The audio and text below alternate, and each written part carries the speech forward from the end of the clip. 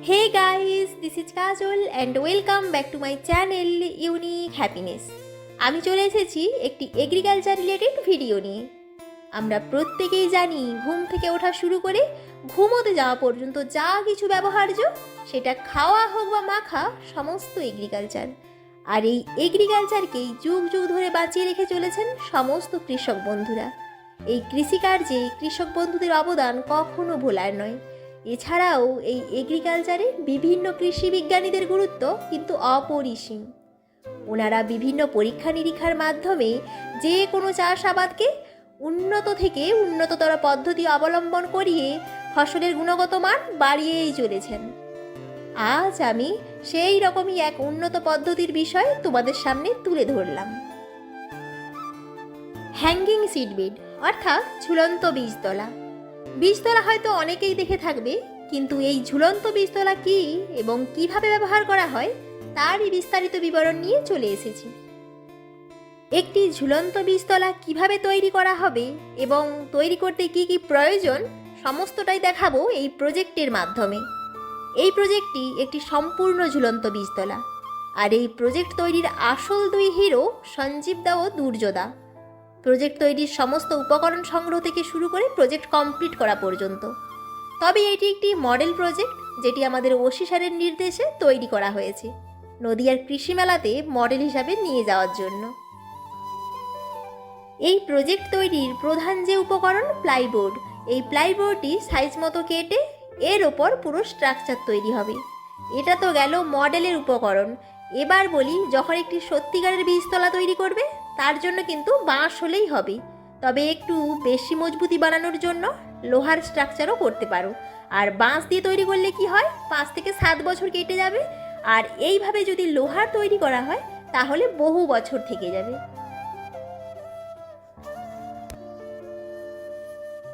এবার প্লাইবোর্ডের ওপর শেড তৈরি হচ্ছে, আর শেডের জন্য এখানে একটু মোটা তার ব্যবহার করা হবে। এই যে দুর্যোধা মেজারমেন্ট করে কেটে নিচ্ছে।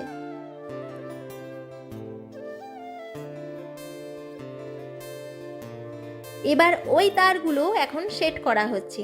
অরুণদা একটু হেল্প করছে দুর্যোধাকে, আর দেবু এসেছে দুর্যোধার কাছে প্রজেক্ট বানানো শিখতে।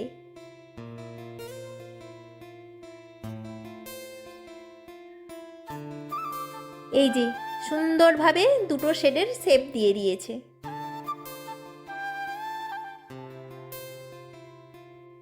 এরপর শেডের মধ্যে বেড তৈরি হচ্ছে। এবার বলি, এখানে একটা শেডে দুটো করে বেড তৈরি হবে, তাহলে এখানে দুটো শেড রয়েছে, মোট 4টে বেড হবে। আসলে এটা একটা দোতলা বীজতলা, নিচে একটা ওপরে একটা। আর এই বীজতলার সুবিধা কি, যে কম জায়গাতে অনেক চারা তৈরি করা যাবে।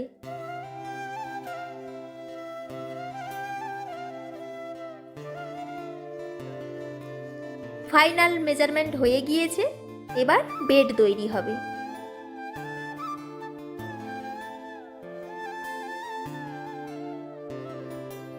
এখানে একটু বলে রাখি, একটা শেডে দুটো বীজতলা, এমনিতেই কম জায়গা লাগছে। তারপর একবার যে মাটি তৈরি করা হয় চারা তৈরির জন্য, সেই মাটিতেই 4 থেকে 5 বার চারা তৈরি করা হয়। মাটিটি অবশ্য সম্পূর্ণ জৈব পদ্ধতিতে করতে হবে। ছাগলের লিটার হলে খুব ভালো হয়, এছাড়া ভার্মি কম্পোস্টেও করা যায়। আমাদের অফিসের যে সিড বেডগুলো রয়েছে, এতে এই মুহূর্তে একতলা বীজতলা রয়েছে। নিচের যে বেডগুলো, ওগুলোতে ফোডার তৈরি হয়েছিল, ট্রেতে করে ফোডার বসানো হয়েছিল, যে ফোডারগুলো ফার্মের ছাগলের খাদ্য হিসাবে ব্যবহৃত হয়েছে, তবে কিছুদিন আগে, এই মুহূর্তে দেখাতে পাচ্ছি না।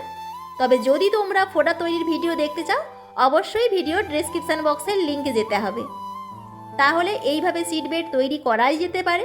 কম জায়গা, সাথে কম মাটি লাগে, উপরন্তু বেশি চারার উৎপাদন করা হয়।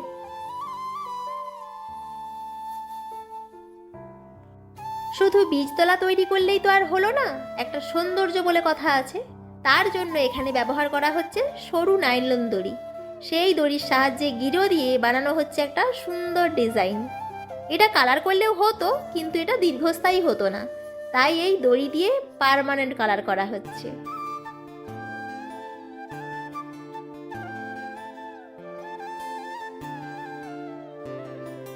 এই মডেল বানানো দেখতে এসেছে ক্যাম্পাসের সবাই, আর আমিও সুযোগ ছাড়লাম না ভিডিও বানাতে। দেখো দেখো আবার লজ্জা পাচ্ছে।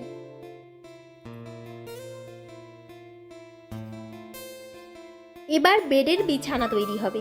তার জন্য ব্যবহার হচ্ছে এখানে বাঁশের খাঁচি। দুর্যোধা সরু সরু করে খাঁচি কেটে নিচ্ছে।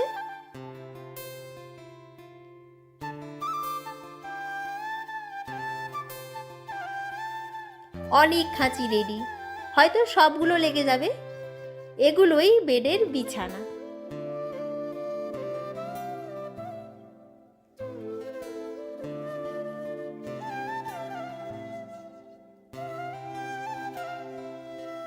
এরপর একই সাইজের খাঁচিগুলো নিয়ে বেডের ওপর একটা একটা করে বিছানো চলছে।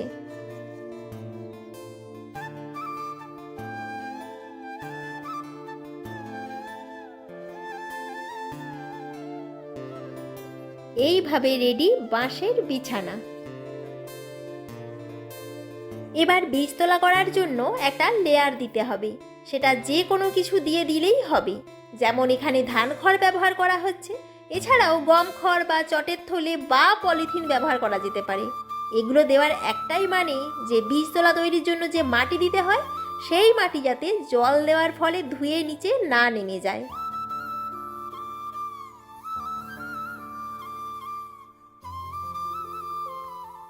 প্রত্যেকটা বেডে ধানের খড় বিছানো হয়ে গিয়েছে। এবার সাইডের যে বাড়তি খড়গুলো সাইজ করে কেটে ফেলা হচ্ছে।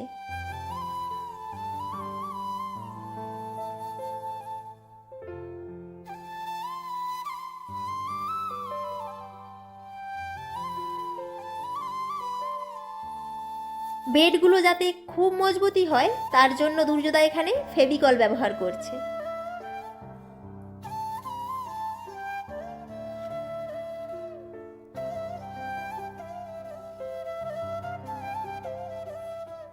Bed ready. বীজতলাতে মাটি দিয়ে বীজ ফেলার আগে আসল কাজ হলো অতিরিক্ত বৃষ্টি বা প্রচণ্ড রোদ থেকে চারাকে বাঁচাতে ওপরে দেওয়া হবে শেড। সেজন্য প্রয়োজন পলিথিন। তবে সেই সব পলিথিন ব্যবহার করা উচিত যেগুলোতে সহজে সূর্যালোক আটকানো সম্ভব, যেমন সাদা পলিথিনগুলো। এছাড়াও আমরা যেমন এখানে ব্যবহার করছি গ্রিন শেড নেট। এটা পেয়ে গেলে তো কোনো কথাই নেই। এটা আমাদের অফিসের যে গ্রিন হাউসটি রয়েছে ওখানে ব্যবহার করা হয়ে থাকে। এছাড়াও আমাদের হ্যাঙ্গিং শিট বেডগুলিতে ব্যবহার করা হয়েছে। এখন শেড দিয়ে রেডি আমাদের দুটি ঝুলন্ত বীজতলা।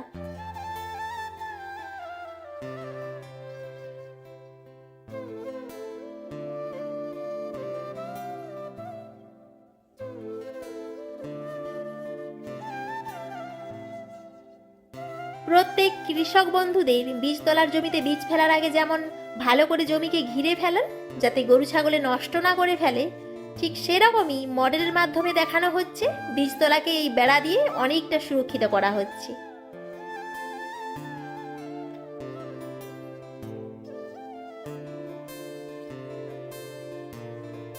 এবার মডেলকে একটু ভালো করে সাজানো হচ্ছে। তার জন্য ত্রিকোণ আকৃতি কাঠের টুকরো কেটে নিয়েছে অনেকগুলো, যতগুলো প্রয়োজন, আর এদিকে ফেভিকলের সাহায্যে আটকে দিচ্ছে।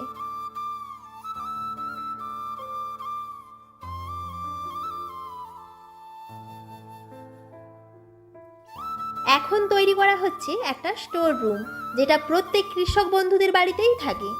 বিভিন্ন রকমের জিনিস স্টোর করা হয়, যেমন কোদাল, কুড়ুল, নিড়ানি, কাস্তে, হাতুড়ি আরও অন্যান্য জিনিস। এখানেও তাই মডেলটিকে একটু অরিজিনাল ঝুলন্ত বীজতলার শেপ আনার জন্য একটা স্টোর রুম তৈরি করা হলো।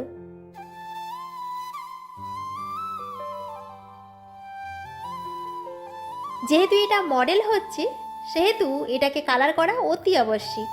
এখানে দুর্যোধা প্রথমে প্রাইমার অ্যাপ্লাই করেছে, তারপর এখানে রং চড়ানো হচ্ছে। ভালো ফুটে উঠবে, মডেল ব্রাইট লাগবে সেরকম কালার চড়ানো হচ্ছে।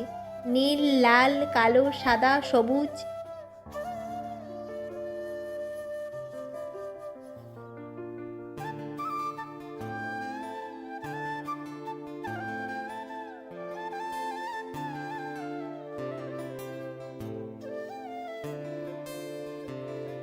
কি দারুণ লাগছে স্টোর রুমটা, ছোটু সা কিউট সা পুচকা স্টোর রুম।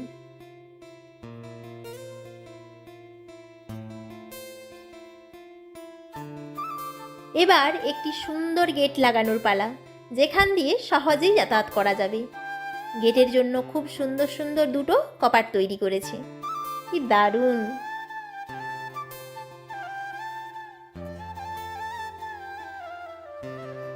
কালার করা কমপ্লিট। হ্যাঙ্গিং সিটবেড মডেলটি কি দারুণ দেখতে হয়েছে।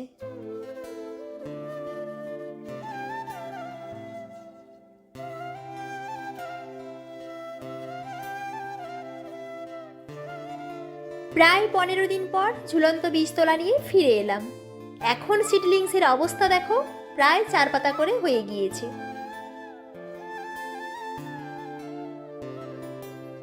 তোমরা যারা বীজতলার মাটি তৈরি থেকে চারা ফোটানো পর্যন্ত দেখতে চাইছো, অবশ্যই ভিডিওর লিংক ডেসক্রিপশন বক্সে দিয়ে দিচ্ছি। একদম হাতে কাজ হচ্ছে, তোমরা দেখে নিও। আর হ্যাঁ, তোমরা যারা ভিডিও দেখে নিয়ে চলে যাচ্ছ, হ্যাঁ তোমাদেরকেই বলছি, এত সুন্দর একটি মডেলের কর্মকর্তা আমাদের দাদারা, আমাদের এই দাদাদের জন্য একটু ভালো ভালো কমেন্ট উপহার দিয়ে যেও। সব শেষে বলি, সবাই এগ্রিকালচারকে একটু ভালোবাসো আর কৃষক বন্ধুদের সম্মান করো, কারণ এগ্রিকালচার ছাড়া এক মুহূর্তও বাঁচতে পারবে না। ভিডিওটা আমি এখানেই শেষ করছি, দেখা হবে অন্য কোনো ভিডিওতে। সবাই ভালো থেকো, সুস্থ থেকো।